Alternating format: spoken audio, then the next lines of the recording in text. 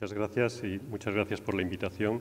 Es para mí un placer y un honor abrir este congreso de la SEIOM y comprobar cómo hemos avanzado en esos 25 años, ¿no?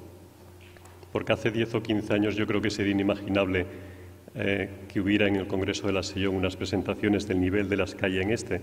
No me refiero a la mía, sino a las siguientes. Pero también sería inimaginable que los organizadores pusieran una sesión a las 3:30 de la tarde, horario plenamente americano, de manera que estamos seguros a nivel internacional. Por eso, muchas gracias por la invitación.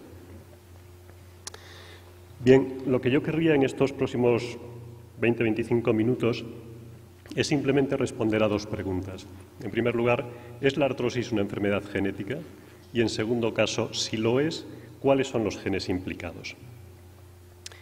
La verdad es que tenemos bastantes datos de que la artrosis es una enfermedad genética, entre otras cosas porque sabemos que hay trastornos genéticos que causan una artrosis precoz, originan la aparición de artrosis en épocas muy tempranas de la vida. Esta es una tabla recogida de una revisión publicada hace casi 10 años, en la que ya se señalaban unos cuantos genes que producían síndromes asociados a artrosis. Son genes que no nos sorprenden mucho, son genes del colágeno, genes de proteínas de la matriz del cartílago, algunos factores de crecimiento, genes de la vía Wnt, algunos un poco más raros como canales del calcio. Pero claro, la mayor parte de los pacientes con artrosis que vemos cualquiera de los que estamos aquí son pacientes que no tienen estas formas hereditarias de artrosis. Son pacientes que se presentan con artrosis en edades más avanzadas y que no tienen un trastorno subyacente definido. Pero también tenemos alguna evidencia de que en estos pacientes juega algún papel la genética. Fundamentalmente porque, como es una experiencia bien reconocida por todos, existe una asociación familiar de la artrosis, como de otras enfermedades, pero en concreto existe una asociación familiar de este proceso. De hecho, si comparamos la prevalencia de artrosis en hermanos de pacientes artrósicos frente a la prevalencia en la población general, coeficiente que a veces se llama lambda, podemos ver que la artrosis, y en concreto la artrosis de las grandes articulaciones de las extremidades inferiores, que es la que tiene una mayor trascendencia funcional, es entre 2 y 8 veces más frecuente en los hermanos de los pacientes con artrosis que en la población general. De manera que eso sugiere claramente que debe de existir un componente hereditario. Pero si damos como una respuesta positiva a esta primera pregunta, entonces la cuestión es ¿cuáles son los genes implicados? De los 30.000 genes o así que existen en nuestro ADN, ¿cuáles son los genes que influyen en el desarrollo de artrosis? Bueno, para aproximarnos a esta cuestión tenemos que considerar que en contra de lo que estudiamos los que somos un poco ya más mayores, hace años, cuando estábamos en la facultad, la artrosis no es únicamente una degeneración del cartílago articular. Ciertamente la degeneración del cartílago es muy importante, pero la artrosis es una enfermedad del conjunto de lo que algunas personas empiezan a llamar el órgano de la articulación. Y ese órgano incluye no solo el cartílago, incluye también la sinovial, incluye el hueso subcondral. De manera que si pensamos en genes que influyan en el desarrollo de artrosis, tenemos que pensar en genes que de alguna manera modulan el funcionamiento de esas tres estructuras y no solo del cartílago. De hecho, cada vez es más evidente que en las fases iniciales de la artrosis, las cargas mecánicas a las que se somete el cartílago inducen la liberación de una serie de factores paracrinos que son liberados por los condrocitos y que influyen en el metabolismo de las células óseas, acelerando el remodelado del hueso subcondral. A su vez, los cambios que tienen lugar en el hueso subcondral contribuyen a la degeneración progresiva del cartílago, de manera que se produce una relación viciosa entre hueso subcondral y cartílago que va conduciendo al desarrollo progresivo, al agravamiento de la enfermedad. Entonces, muchos de los estudios que se han hecho para aproximarse a la identificación de los genes implicados en ese proceso son estudios que llamamos de genes candidatos, de genes que tienen algo que ver con esos tejidos. Y entre ellos, unos de los más importantes son los genes de la vía Wnt. Como saben, la vía Wnt es una vía que influye en la homeostasis de muchos tipos celulares y que tiene un mediador intracelular crítico que es la beta-catenina.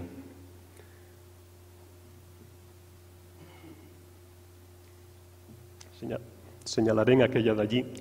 La beta... no. Bueno, mejor no señalaré. La beta-catenina, que se encuentra en la mitad de la diapositiva, es un mediador crítico que normalmente es fosforilada por un complejo proteico que incluye la GSK, la axina y la APC. Y cuando es fosforilada se degrada en los proteasomas. Eso es lo que ocurre en condiciones, digamos, basales. Pero, sin embargo, cuando se activa esta vía, es decir, cuando los ligandos Wnt se unen a sus receptores, entonces ese complejo que fosforilaba la beta-catenina se destruye de alguna manera y, por tanto, la beta-catenina aumenta en el citoplasma. Se trasloca al núcleo y allí induce la transcripción de sus genes diana. Y tenemos muchos datos de que esta vía es importante en la artrosis. Por ejemplo, en estas imágenes generadas en nuestro laboratorio, que son imágenes de microscopía confocal teñida con un anticuerpo frente a la beta-catenina, en color verde, pueden ver en los paneles de abajo que la presencia de beta-catenina en el núcleo de esas células que son osteoblastos es mucho mayor en el panel de abajo que en el de arriba. Pues bien, el panel de arriba son sujetos control, el panel de abajo son pacientes con artrósicos. Tienen más beta-catenina, da la impresión de que esta vía está activada en la artrosis, la vía Wnt, y en consecuencia la beta-catenina aumenta. Y de hecho, hay varios estudios de asociación genética en los que se han encontrado relación entre polimorfismos de algunos genes relacionados con esta vía y la presencia de artrosis. Es el caso del gen Frisol B, que codifica una proteína soluble que se une a los ligandos Wnt. Y a favor también de la implicación de esta proteína en la artrosis está el hecho de que cuando en los ratones knockout, en los ratones en los que se inhibe la expresión de este gen, esos ratones desarrollan más fácilmente artrosis ante estímulos mecánicos lesivos.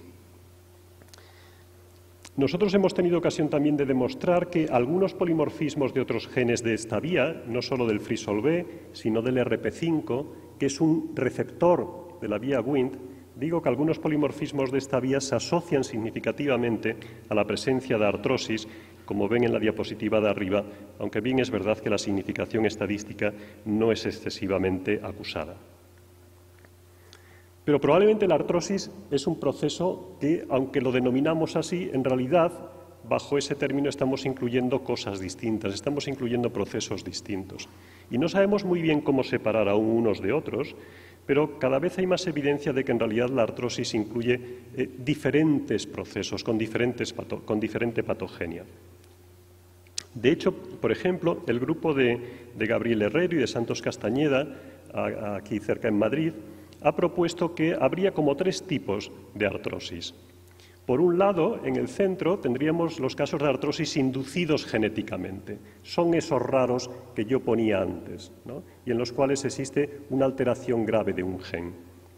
Habría otros casos, a la derecha, que son los pacientes en los cuales la artrosis fundamentalmente es consecuencia del envejecimiento y de las cargas de la vida diaria. Pero ellos postulan que existe también un tipo de artrosis asociada a la falta de estrógenos. Y es posible que tengan razón, y de hecho tenemos alguna base experimental para apoyar esa idea.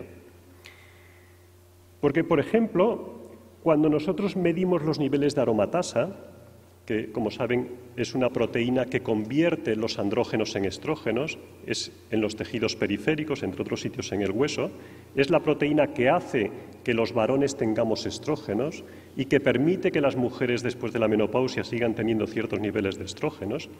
Pues bien, cuando medimos la expresión del gen que codifica esta proteína, que codifica la aromatasa, en muestras de hueso de pacientes artrósicos y de pacientes con osteoporosis, un tanto sorprendentemente, observamos que la expresión de aromatasa es menor en los pacientes artrósicos, como se representa en las columnas blancas, que en los pacientes con osteoporosis, que era lo que nosotros esperábamos, como se presenta en las consultas, en las barras rayadas. Es decir, que eso apoya la idea de que existe un déficit de producción de estrógenos en el hueso de los pacientes artrósicos que puede contribuir al desarrollo de la enfermedad, por lo menos en algunos pacientes. Y, de hecho, existe una asociación entre algunos polimorfismos de ese gen que codifica la aromatasa, un gen que se llama CYP19A1, y el riesgo de artrosis.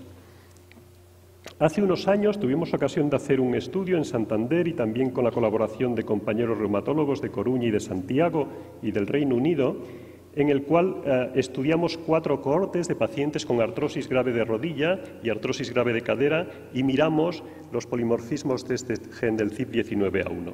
Y como pueden ver, hay un cierto polimorfismo de este gen que aumenta el riesgo de artrosis, fundamentalmente de artrosis de rodilla.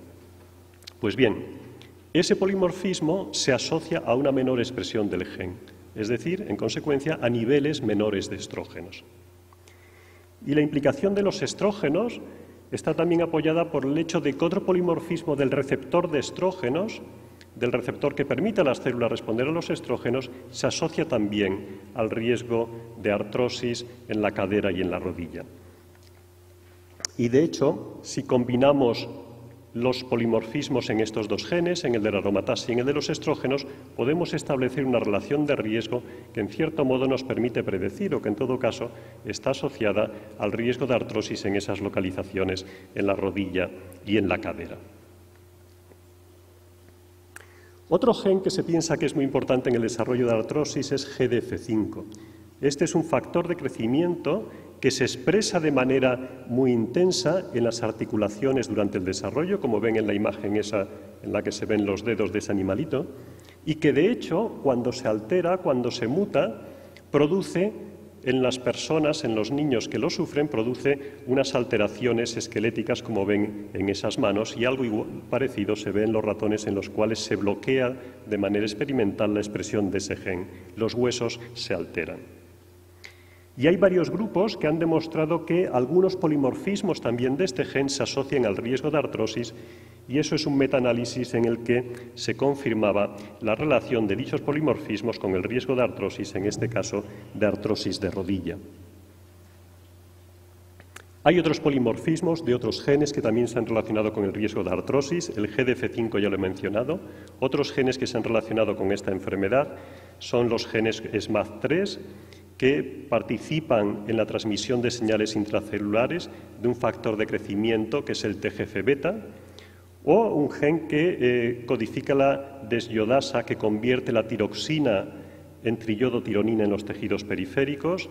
También se ha asociado al antagonista del receptor de interleucina 1 y a un receptor de membrana que tiene que ver con la transmisión de señales dolorosas, que es el TRP5-1, que es en realidad el receptor de la capsaicina, algo que probablemente muchos de ustedes han utilizado terapéuticamente alguna vez. Bien, todos estos estudios son estudios de genes candidatos, es decir, son estudios en los cuales ha existido una hipótesis previa y se ha seleccionado un gen a estudiar. Recientemente se han efectuado también estudios de asociación genómica o barridos de todo el genoma, en el cual no se ha seleccionado un gen para estudiar, sino que se ha hecho un barrido de todos los genes. Y en esos estudios, en realidad, no han sido muy exitosos. De hecho, en este que se publicó hace un año, se incluyeron casi 3.200 pacientes con artrosis y más de 5.000 controles, y realmente no se pudo encontrar ninguna asociación clara entre los polimorfismos de los genes y la enfermedad.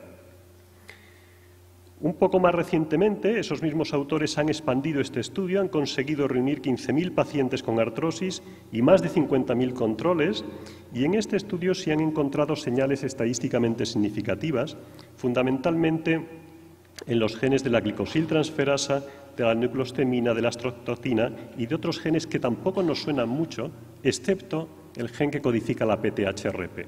Es uno de los genes que se ha visto asociado con la enfermedad en esos barridos de todo el genoma. Pero en todo caso hay que tener en cuenta que la fuerza de la asociación, las odds ratios relacionadas con estos genes, en general son pequeñas. Como ven ahí, están por debajo de 1,1. Es decir, cada uno de estos genes por sí mismo influye poco en el desarrollo de la enfermedad. Bueno, y conjuntamente, si cogemos todos estos, ¿cuánto influyen? Pues sigue influyendo poco. Yo antes decía que el riesgo relativo entre hermanos, el riesgo relativo de desarrollar artrosis, está entre 2 y 8 veces. Pues bien, el riesgo relativo que confieren los polimorfismos identificados en esos genes es de 1,028. Nos falta mucho para llegar a explicar el riesgo genético de la artrosis. Y si nos falta mucho, cabría que nos preguntáramos ¿dónde está la explicación? ¿Dónde está ese riesgo hereditario que no identificamos. ¿Dónde está? La respuesta es que no lo sabemos, pero podemos elucubrar algunas cosas. Por ejemplo, podemos elucubrar que dependa también de los genes que están en el ADN mitocondrial. El ADN mitocondrial, que como saben es transmitido solo por las madres, no por las madres y los padres como el ADN nuclear, ese ADN mitocondrial no se estudia en los barridos genómicos. Y hay algún indicio, fundamentalmente generado por el grupo de La Coruña, de Francisco Blanco, de que algunos genes que están codificados por el ADN mitocondrial se pueden influir en el riesgo de desarrollar artrosis. Otra posible explicación puede radicar en los mecanismos epigenéticos, fundamentalmente en la metilación del ADN. Como saben, hay muchos genes cuyo promotor se puede metilar. Las citosinas de su promotor se pueden metilar, pueden adquirir un grupo metilo y cuando eso ocurre, la expresión de ese gen tiende a disminuir.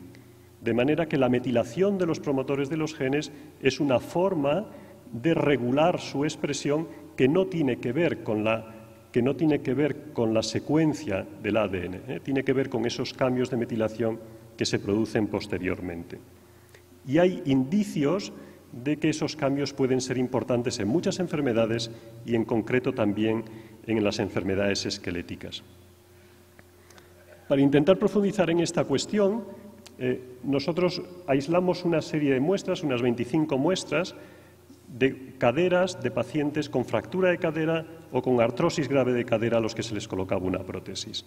Aislamos el ADN y miramos cómo estaba la metilación de los promotores de los genes utilizando un array de metilación que mira 27.000 sitios en el genoma humano.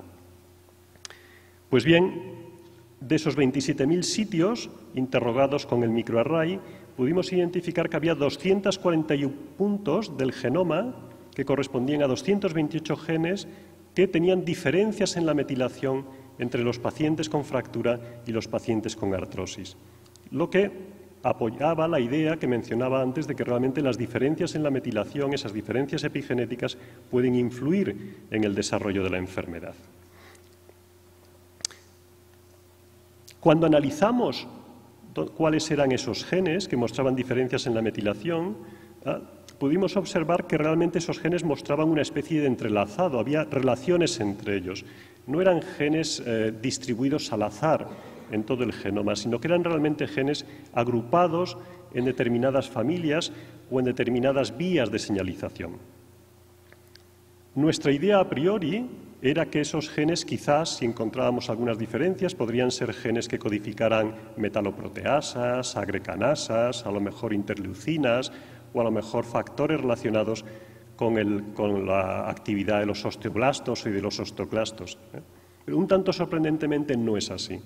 Los genes que muestran diferencias epigenéticas son fundamentalmente genes relacionados con el desarrollo del esqueleto, con el desarrollo de las articulaciones. Son, por ejemplo, como ven, hay muchos genes de la familia Homeobox. Y las personas que trabajan en embriología saben bien que los genes Homeobox son genes que influyen mucho en el desarrollo inicial del esqueleto y que, por ejemplo, son de los genes de los que depende pues, que nosotros tengamos un brazo a cada lado del cuerpo y que tengamos unas vértebras puestas a continuación de otras y no de una manera anárquica. Por tanto, eso sugiere que realmente en la patogenia de la artrosis probablemente hay un componente de desarrollo importante. Es decir, que de alguna manera la forma y el tamaño de nuestros huesos influye de manera notable en que después tengamos más o menos riesgo de desarrollar artrosis una vez finalizado el crecimiento. Y además, en ese mismo análisis se puede observar que junto a esos genes de desarrollo o dentro de ese gran grupo de genes de desarrollo hay toda una serie de genes que tienen que ver con el desarrollo del sistema nervioso y que tienen que ver con mecanismos de adhesión de las neuronas a la matriz extracelular. Si recuerdan, además, hace un ratito acabo de comentar que uno de los genes que se identificó en los yihuas como asociado con la artrosis es un gen que precisamente tiene que ver con la transmisión de los impulsos nociceptivos.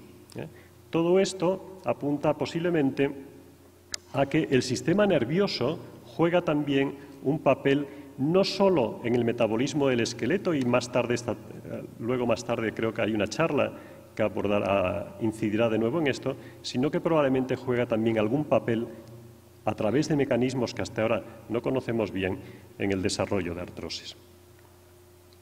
Por tanto, para concluir, a las dos preguntas que planteaba antes, la respuesta sería sí, la artrosis es una enfermedad genética.